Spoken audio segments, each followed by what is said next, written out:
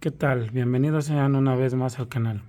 Esta vez les mostraré cómo mejorar el sonido aún más de un escape chino o SC Project. Bien, vamos a proceder. Como ustedes pueden ver, de dentro trae esta es una rondana, estas son unas tuercas y procedemos con unos tornillos. Yo los tornillos los escogí de batería de moto. Ustedes pueden escoger pues hexagonales, pueden escoger del que ustedes quieran, siempre y cuando pues coincidan con el orificio. Ok, les muestro. Primero van a soldar una, le van a poner, van a ir con su soldador, su herrero, van a ir a que les ponga un punto en cualquiera de estos orificios, de estos lados.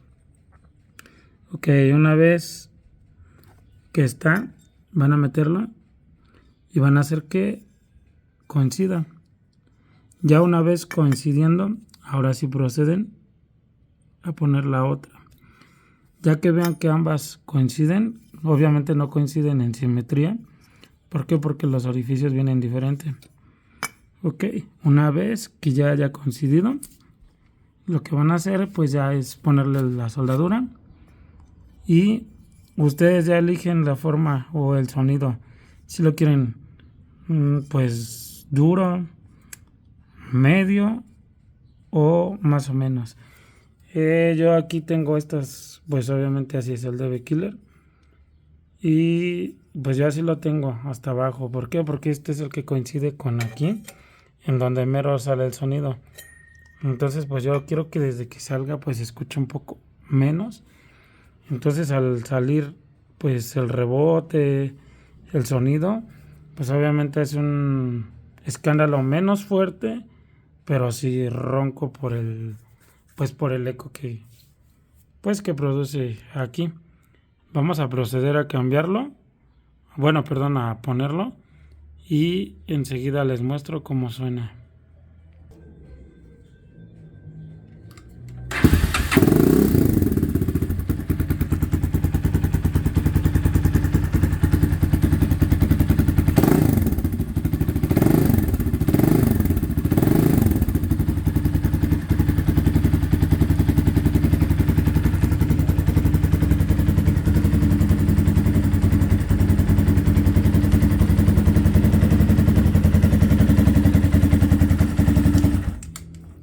Denle seguir y suscribirse para que les enseñe a rodar con un poco de look, con su propio estilo.